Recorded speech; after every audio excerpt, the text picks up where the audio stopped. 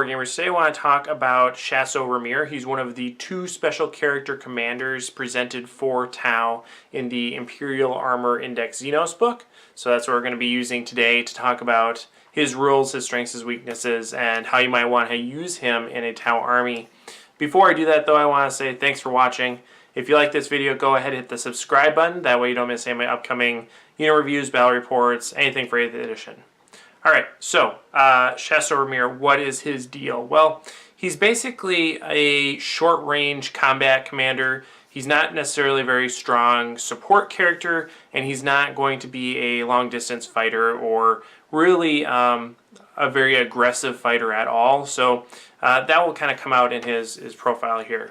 Basically, he has a similar stat line to other commanders. He has 8-inch movement, weapon skill 3-up, ballistic skill 2-up, strength 5, toughness 5, 6 wounds, 4 attacks, 9 leadership with a 3-up save. So, basically what you would expect there. He's equipped with a double-barreled plasma rifle and a miniaturized flechette pod. And basically those are 2 plasma rifles strapped together. So it's a 24-inch range, rapid fire 2. So you could get maximum of 4 shots out of it. Strength 6, minus 3 AP, 1 damage weapon. And the flechette pod is 6-inch range, assault, D6, strength 4, no AP, and D damage 1. You can use that in close combat as well. And you basically just get double the attacks when you fight with it.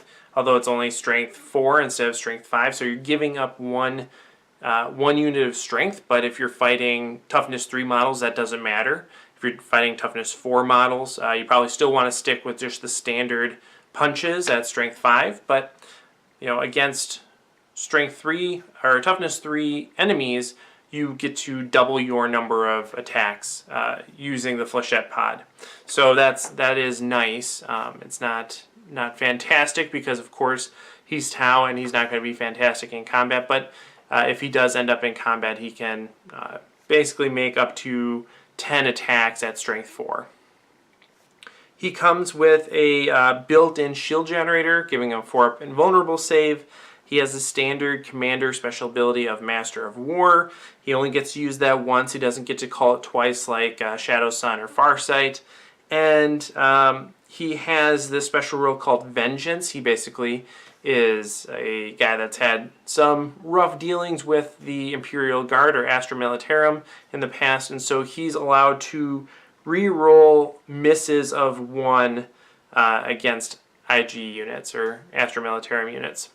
So yeah, that's basically it. I think the way you'd want to use him in a Tau army would be really just to accompany a unit of crisis suits that are deep striking in.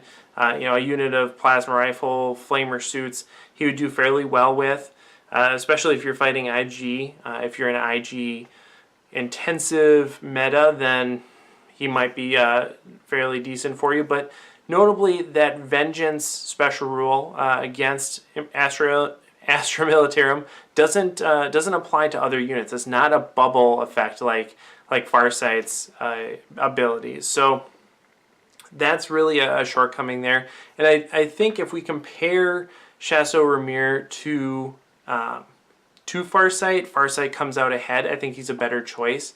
And that's unfortunate because I would like to see a little bit more diversity in that aggressive upfield commander role. But there's a few things that make R'myr a worse choice compared to Farsight. One is that lack of the bubble effect. There's no aura ability. He doesn't have anything like that. Second is that he doesn't get to call Master of War twice.